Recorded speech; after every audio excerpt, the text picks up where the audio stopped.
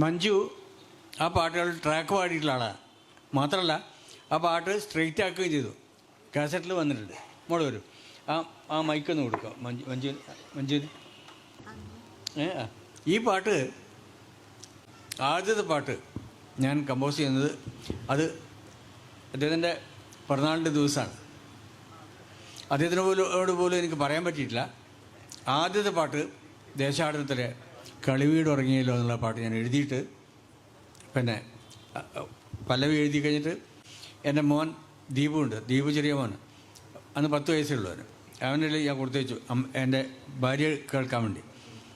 അവളിങ്ങനെ കേട്ടിട്ട് ഇങ്ങനെ കണ്ണിങ്ങനെ നിറഞ്ഞു. ഇന്ന് എന്നോട് അനുഭവം പറഞ്ഞപ്പോൾ അടുക്കളയിൽ നിന്ന് അവൻ വന്ന് എന്നോട് പറഞ്ഞു, അമ്മ കണ്ണ് നിറഞ്ഞിട്ടുണ്ട് എന്ന്. ബാക്കി കൂടി ഞാൻ എഴുതി ഫുൾ കമ്പോസ് ചെയ്തിട്ട് അപ്പോൾ ഞാൻ ഇത് ചെറിയൊരു ടേപ്പ് റെക്കോർഡിലെടുത്തു. മോള് അന്ന് പാടിയ പാട്ട് മോളൊന്ന് പാടും. അത് അതേ ശബ്ദത്തിൽ കേൾക്കാം നിങ്ങൾക്ക്. ഒന്ന് പാടിയ മോളെ, അതിനൊരു പുതുമയുണ്ടാവും. കളിവീടുറങ്ങിയല്ലോ കളിവാക്കുറങ്ങിയല്ലോ ഒരു നോക്കു കാണുവാനിൻ ആത്മാവു തേങ്ങുന്നല്ലോ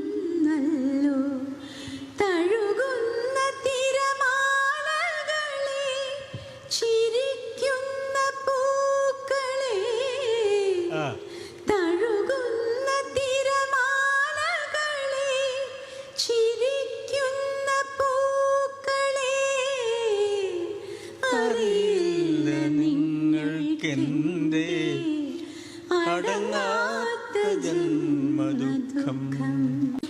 ഇതിന് വേറെ പാട്ടുകൾക്കൊന്നുമില്ലാത്തൊരു പ്രത്യേകതയുണ്ട്. ഇതിൻ്റെ അനുപല്ലവിക്ക് തൊട്ട് മുമ്പെയാണ് ഹമ്മിങ് വരുന്നത്. സാധാരണ എപ്പോഴും പാട്ടിൻ്റെ തുടക്കത്തിലാണ് വരുന്നത്. പക്ഷേ അതിൻ്റെ വികാരത്തിൻ്റെ ഒരു വേലിയേറ്റത്തിന് വേണ്ടി ഞാൻ ഹമ്മിങ്ങിന് തൊട്ടാണ് വെച്ചത്. അത് പാടിയ മോളെ.